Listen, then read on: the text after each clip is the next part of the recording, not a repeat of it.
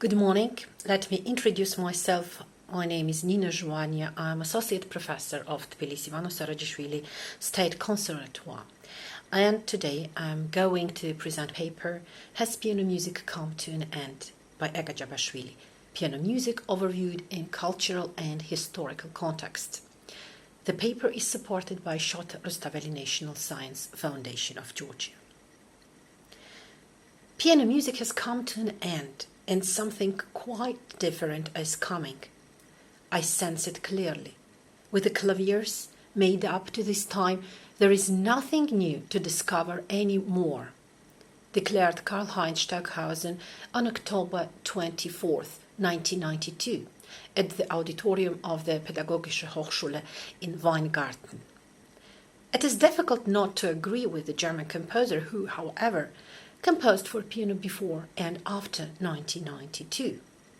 Though the fact is that contemporary composers more and more rarely engage themselves with the piano, especially solo piano. Starting from the second half of the 20th century, the new epoch brought quite radical re-evaluation of the concept of the musical sound that resulted in the integration of all kinds of sounds and noises in music on one hand, and quite active employment of technologies in music production and composition on another hand. As a result, to quote Stockhausen again, timbre and timbre-oriented pieces gain in importance, whereas monochrome pieces are almost ignored. End of the quote. The restrictions of equal temperament make the piano even less attractive for contemporary composers. However, some composers of the 20th and 21st centuries enriched the sound production abilities of the piano, having modified the mechanism of the instrument, as well as performance technique. It is quite difficult to imagine what kind of innovations the acoustic piano could present to listeners, even in case of employing electronic technologies. Has piano music really come to an end? One of the best ways to answer it is to conduct artistic research. Why artistic research? According to Vienna Declaration on Artistic Research, a policy document addressing political decision makers, funding bodies, higher education and research institutions, as well as other organizations and individuals catering for and undertaking artistic research.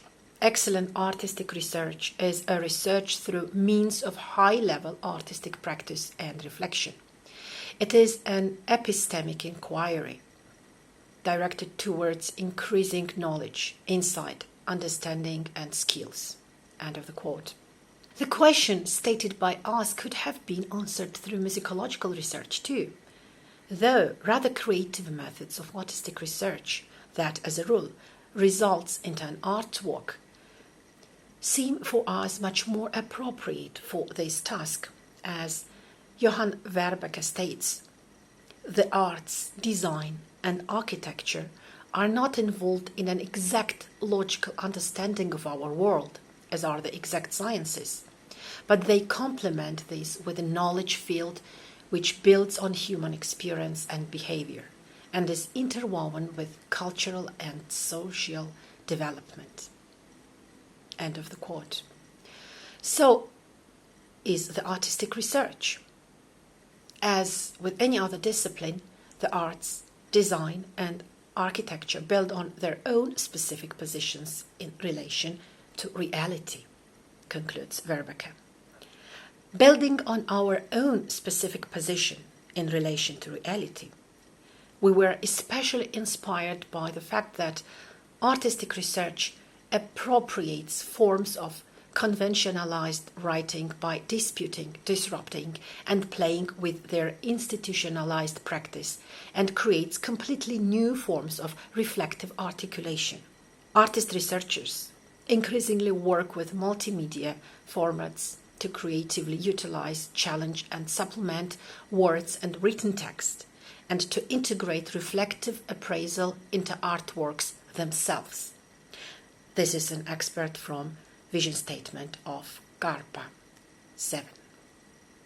Any unconventional form of employment of the piano in music composition, such as preparation, alteration of traditional tuning systems, Employment of different types of extended technique could actually be considered as a result of the process resembling artistic research.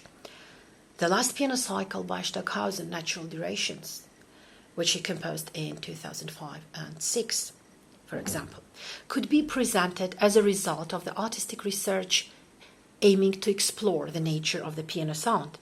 In an unpublished conversation with me that took place in January 2006 in his house in Kürten, Stockhausen described some methods of his research, for example, measuring duration of the sounds characterized by the same parameters, pitch, intensity, attack, on different types of the piano. As a result, in 24 short pieces, the tempi and rhythms are determined by how long notes sustain. Stockhausen also considers such factors as pitch register and attack intensity. Thus, the end result of the research is the piece of music that presents a new perspective on the instrument of special historical significance that is regarded by the majority of contemporary composers as almost the outmoded one. The same could be said about the pieces for prepared piano of John Cage or quarter-tone piano of Alois Haber. Each of those experiments had significant influence on development of not only the piano but music generally, emphasizing the importance of the piano for the field of academic music. It was those experiments that inspired the Georgian composer Eka Chabashvili and us, pianists Nino and Tamar Jvania, to further explore the piano and its expressive means using creative methods of artistic research. Provoked by Stockhausen's lecture mentioned above, we decided to find out whether piano music has truly come to an end, conducting the research together. Music history remembers famous composers working in tandem with interpreters. It is well known that Johannes Brahms was quite often consulted by his friend, a virtuoso violinist Joseph Joachim, when composing pieces for the string instruments. A German cellist, Wilhelm Fitzenhagen, not only advised Piotr Tchaikovsky on the variations on a Rococo theme for cello and orchestra, Opus 33, but also largely changed the work, shifted the sequence of variations, removed one altogether, and also made essential changes to the cello part.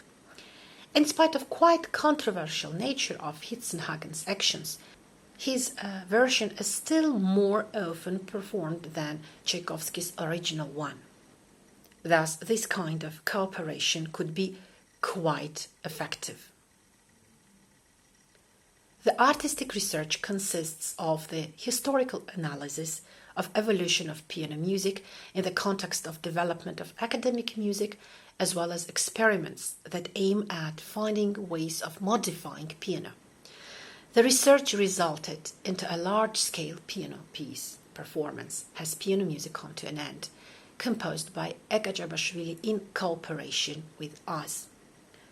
I will talk about the art of this cooperation later. The piece reflects on one hand the evolution of piano music through the centuries, and on the other hand the experiments conducted by the artistic researchers. The performance engaged two pianos, one modified piano, and the virtual piano orchestra that will be realized with the help of two video installations and live video broadcasts.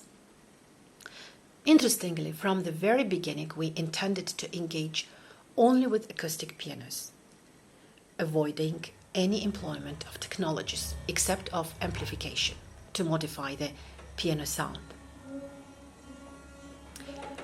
Eka Chabashvili has already described the modified piano developed within the research. Let me describe the piece performance itself.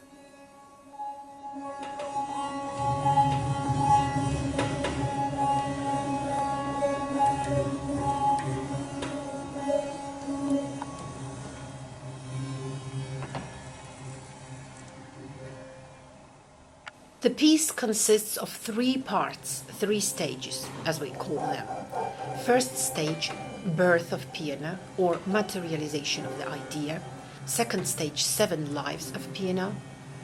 And third stage, life number 9, modified piano. Before I go on with those stages, let me explain the notion of life in our piece.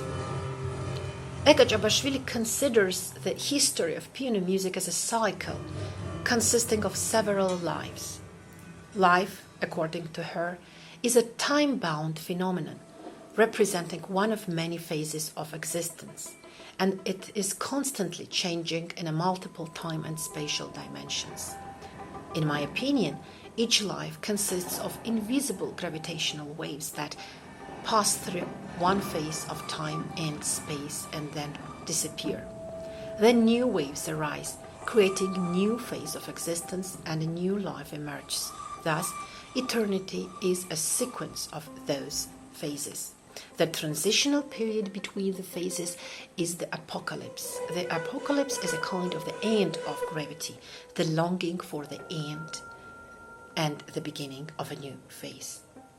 Thus, I believe Stockhausen's announcement is connected with the idea of apocalypse and longing for it. End of the quote.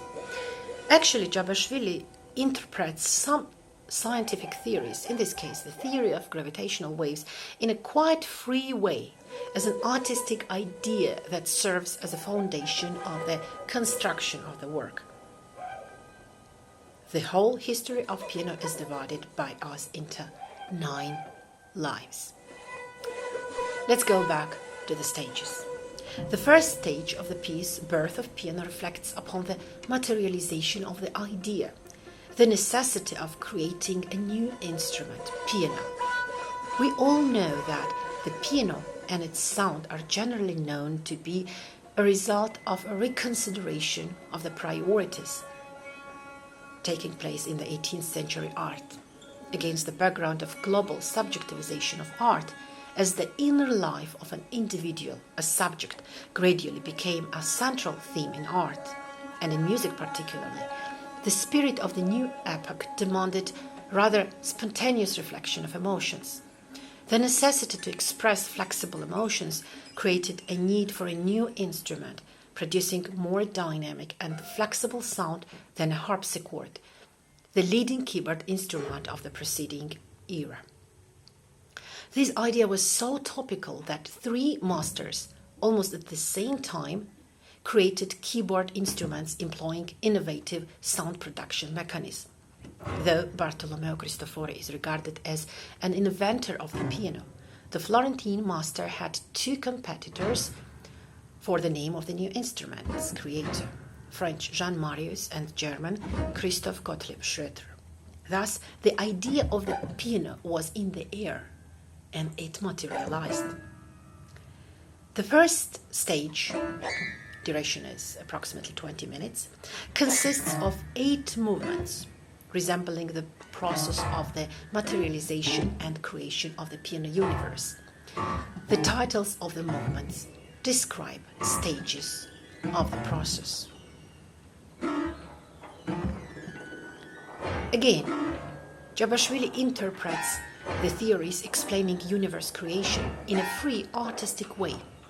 At the same time, interestingly, she uses unconventional, let's say contemporary piano sonorities produced through unconventional, rather modern piano technique to describe the birth of the instrument back on the edge of 17th and 18th centuries. What you see and hear now is actually a virtual chamber piano orchestra recorded by 2 pianists. They play parts of 12 pianos that are written out in the score. The parts represent improvisation based on musical material and sound production techniques offered by the composer. This video is to be projected on one of the 2 screens, and pianists are supposed to perform 2 solo parts live in ensemble with the virtual orchestra. There is another virtual large piano orchestra participating in the performance. It is represented by public playing recordings of piano music of various epochs they are free to choose on their mobile phones. It is this orchestra that starts the first stage and the whole performance, representing the first movement of the first stage, wandering information signals. Throughout the whole stage performance, pianists recite philosophical fairy tale written by Eka Chabashvili. The fairy tale engages with the most topical questions regarding piano music and its possible end. The first stage ends with life number 1, represented by one of 12 sonate di cembalo di piano forte, presumably the earliest pieces composed exclusively for a new instrument, known now as a piano, in 1732 by an Italian composer, Ludovico Giustini.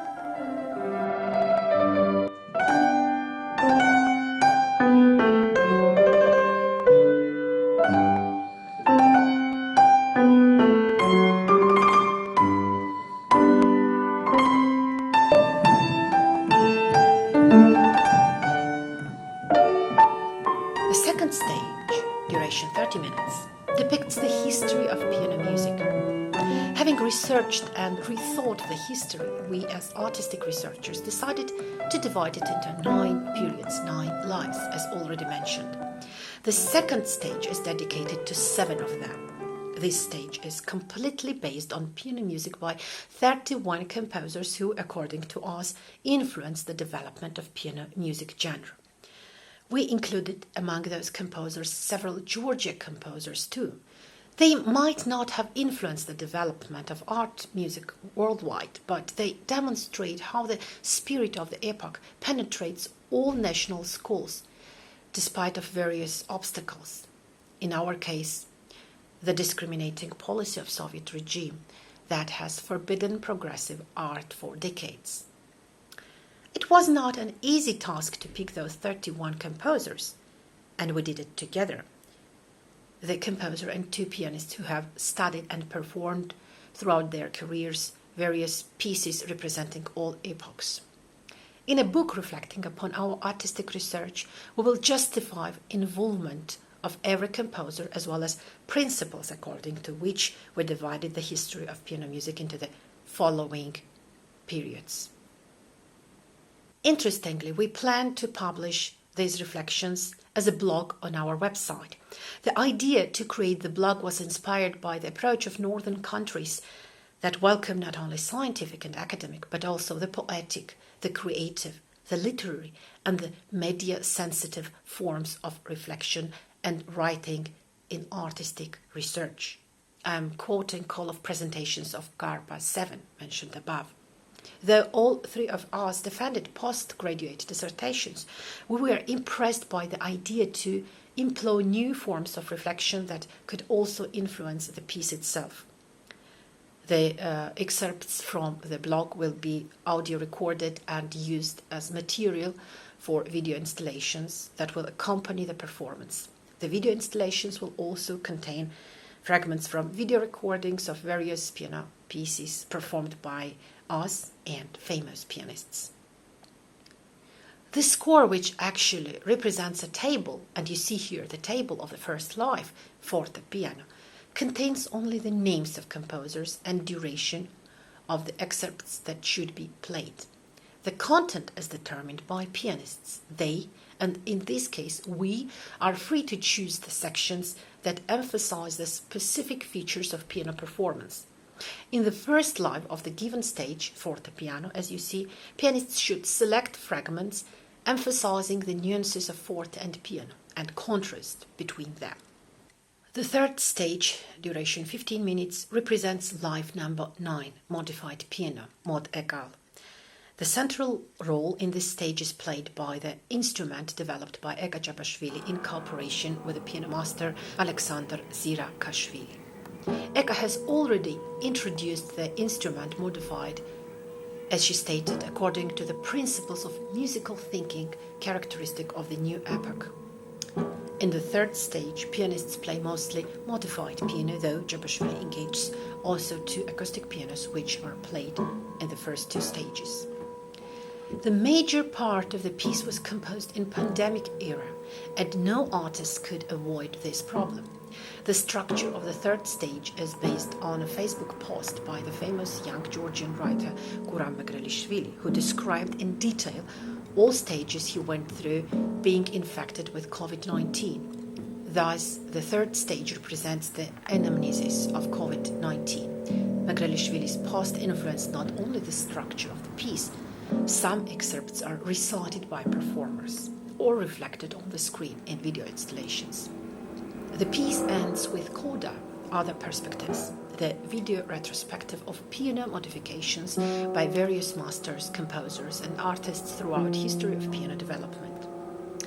At this stage of the artistic research, we have the modified piano and the score of a large piece performance that we are going to perform in June 2021.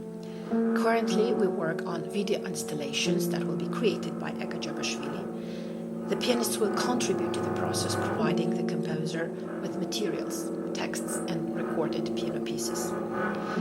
Though, how do we answer the question reflected in the title of the given presentation?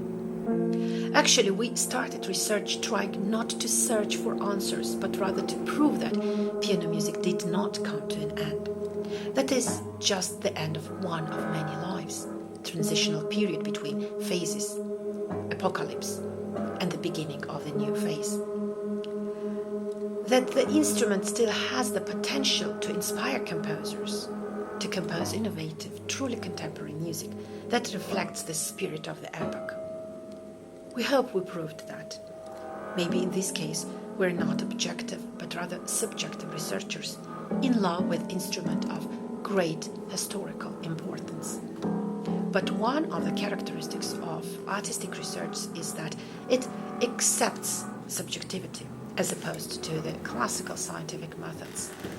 And it is this subjectivity that enables not only the arts, design and architecture, as Verbacher stated, but also artistic researchers to build on their own specific positions in relation to reality. Thank you very much.